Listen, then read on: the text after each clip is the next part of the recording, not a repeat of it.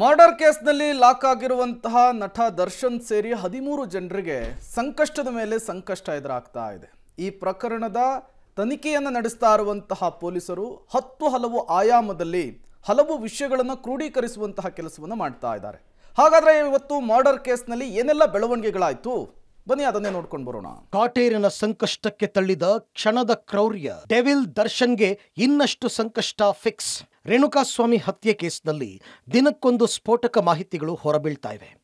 ಪವಿತ್ರ ಗೌಡಗೆ ಅಶ್ಲೀಲ ಮೆಸೇಜ್ ಮಾಡಿದ್ದ ಎಂಬ ಕಾರಣಕ್ಕೆ ಸಿಡಿದೆದ್ದ ದರ್ಶನ್ ರೇಣುಕಾಸ್ವಾಮಿಯನ್ನ ಕೊಲೆಗೈಯಲು ಸುಪಾರಿ ಕೊಟ್ಟಿದ್ರು ಎನ್ನಲಾಗ್ತಾ ಇದೆ. ಅದರಂತೆ ರೇಣುಕಾಸ್ವಾಮಿ ಹತ್ಯೆಗೆ ಬರೋಬ್ಬರಿ 30 ಲಕ್ಷ ರೂಪಾಯಿ ಸುಪಾರಿ ನೀಡಿದ್ರು ಎಂಬ ಸ್ಫೋಟಕ ಮಾಹಿತಿ ಪೊಲೀಸರ ತನಿಖೆಯಲ್ಲಿ ಬಹಿರಂಗವಾಗಿದೆ.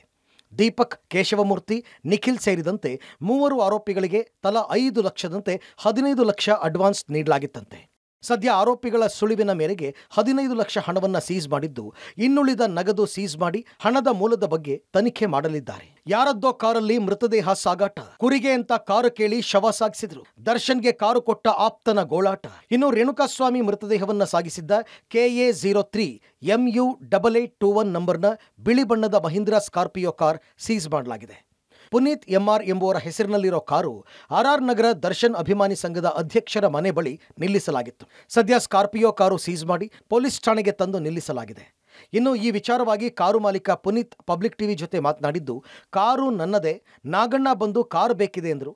ಆದರೆ ಈ ಉದ್ದೇಶಕ್ಕೆ ತೆಗೆದುಕೊಂಡು ಹೋಗಿದ್ದಾರೆ ಅಂತ ಗೊತ್ತಿರಲಿಲ್ಲ. ಕುರಿ ತರ್ತೀವಿ ಅಂತ ಹೇಳಿ ದೇಹ ಸಾಗಿಸಿದ್ದಾರೆ ಅಂತ ಗೋಳಾಡಿದ್ದಾರೆ.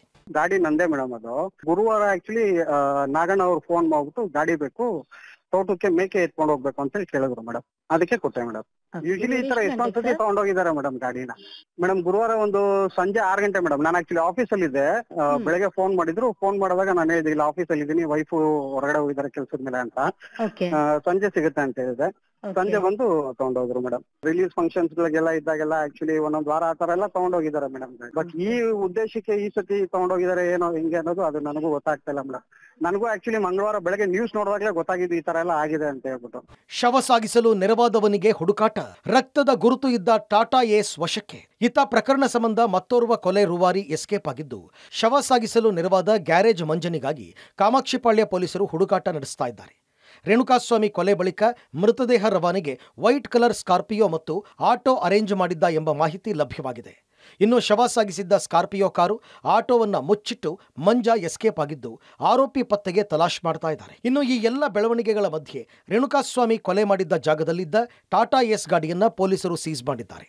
ಟಾಟಾ ಏಸ್ ವಾಹನದ ಮೇಲೆ ಮೃತನ ಕಲೆಗಳು ಪತ್ತೆಯಾದ ಹಿನ್ನೆಲೆಯಲ್ಲಿ ಪೊಲೀಸರು ವಶಕ್ಕೆ ಪಡೆದಿದ್ದಾರೆ. ಬಹಳ ಬುದ್ಧಿವಂತಿಕೆಯಿಂದ ಚಿತ್ರದುರ್ಗದ ರೇಣುಕಾಸ್ವಾಮಿಯನ್ನು ಮರ್ಡರ್ ಮಾಡಿರುವುದಾಗಿ ದರ್ಶನ್ ಅಂಡ್ ಗ್ಯಾಂಗ್ ಭಾವಿಸಿ ಆರಾಮಾಗಿದ್ರು.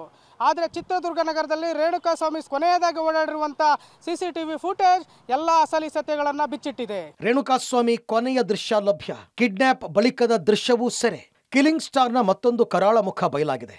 ಜೂನ್ 8ರಂದು ಚಳ್ಳಕೆರೆ ಗೇಟ್ನಲ್ಲಿ ಬೆಳಗ್ಗೆ 9:48 ಸುಮಾರಿಗೆ ಸ್ಕೂಟಿಯಲ್ಲಿ ಹೋಗ್ತಾ ಇದ್ದ ರೇಣುಕಾಸ್ವಾಮಿಯನ್ನ ದರ್ಶನ್ ಅಂಡ್ ಗ್ಯಾಂಗ್ ಕಿಡ್ನ್ಯಾಪ್ ಮಾಡಿ ಬೆಂಗಳೂರಿಗೆ ಕರೆತಂದಿದ್ದಾರೆ. ಜೂನ್ 9ರಂದು ಪಟ್ಟಣಗೆರೆಯ ಶೆಡ್ನಲ್ಲಿ ಕೂಡಿ ಹಾಕಿ ಚಿತ್ರಹಿಂಸೆ ಕೊಟ್ಟಿದ್ದಾರೆ.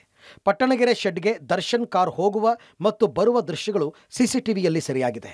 ಒಟ್ಟಾರೆ ಕಳೆದ 2 ದಿನಗಳಿಂದ ಪೊಲೀಸರು ದರ್ಶನ್ ಸೇರಿದಂತೆ 13 ಆರೋಪಿಗಳನ್ನ ತೀವ್ರವಾಗಿ ವಿಚಾರಣೆ ಮಾಡ್ತಾ ಇದ್ದು, ಮತ್ತಷ್ಟು ಸ್ಫೋಟಕ ಮಾಹಿತಿಗಳು ಹೊರಬೀಳ್ತಾ ಇವೆ. ಇತ್ತ ಮೃತದೇಹ ಸಾಗಿಸಲು ಬಳಸಿದ್ದ ಸ್ಕಾರ್ಪಿಯೋ ಕಾರನ್ನ ಸೀಸ್ ಮಾಡಲಾಗಿದೆ.